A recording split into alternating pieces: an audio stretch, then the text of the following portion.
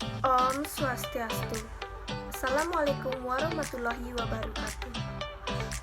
Yang saya hormati, Ibu Linda Fitrieni selaku tutor di kelas Bahasa Indonesia 322 serta teman-teman yang saya cintai.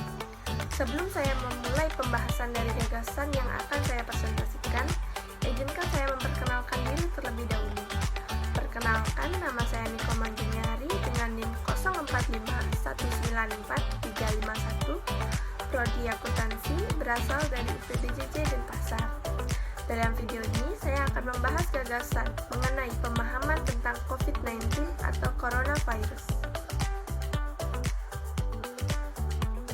Coronavirus atau sindrom pernapasan akut parah coronavirus 2 atau SARS-CoV-2 adalah kumpulan virus yang menyerang saluran pernapasan manusia.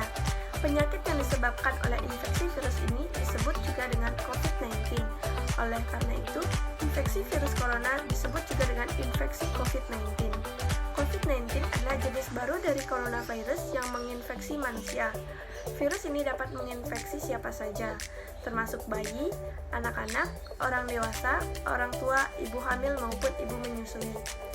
Virus ini menyebar dengan cepat, menyebar ke bagian lain Cina dan sebagian besar dunia, termasuk Indonesia. Ini telah mendorong beberapa negara untuk mengambil tindakan lockdown untuk mencegah penyebarannya. Penyebab dari COVID-19 ini yaitu diduga bersumber dari hewan seperti hewan unta, kucing, dan kelelawar, yang kemudian ditularkan ke manusia sehingga dapat menular ke individu lainnya. Menurut data yang dirilis oleh Gugus Tugas Percepatan Penanganan COVID-19, jumlah kasus terkonfirmasi positif hingga 21 Juni 2022 adalah 6.069.255 orang, dengan jumlah kematian 156.695 jiwa.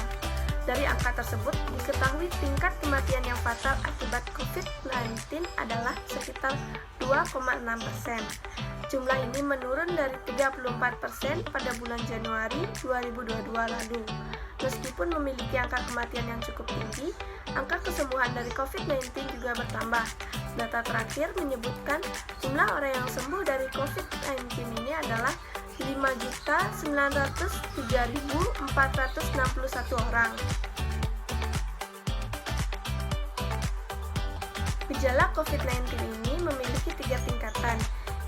Pada tingkatan yang pertama, gejala yang umum, seperti demam, batuk, kelelahan, indera perasa, dan penciuman yang tidak berfungsi.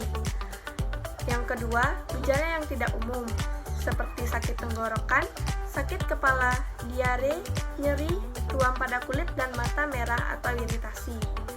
Dan gejala yang ketiga yaitu gejala yang serius, seperti kesulitan bernafas atau sesak nafas, kesulitan berbicara atau bergerak dan merasa linglung, serta nyeri dada.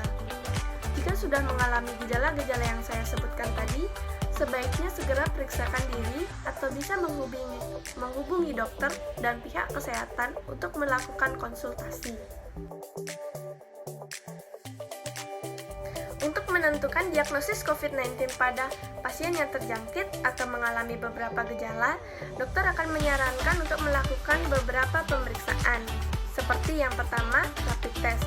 Ini berfungsi untuk mendeteksi antibodi yang diproduksi oleh tubuh dalam melawan virus corona. Yang kedua ada rapid test antigen. Ini berfungsi untuk mendeteksi antigen atau protein yang ada di bagian terluar virus. Yang ketiga ada swab test atau tes PCR. Ini berfungsi untuk mendeteksi virus corona di dalam lapisan hidung. Yang keempat ada CT scan atau ronsen dada. Ini berfungsi untuk mendeteksi infiltrate atau cairan di dalam paru-paru. Yang kelima ada tes darah lengkap. Ini berfungsi untuk memeriksa kadar sel darah putih dan C-reaktif protein. Untuk mengurangi angka bertambahnya kasus COVID-19 di Indonesia, kita dapat melakukan beberapa hal.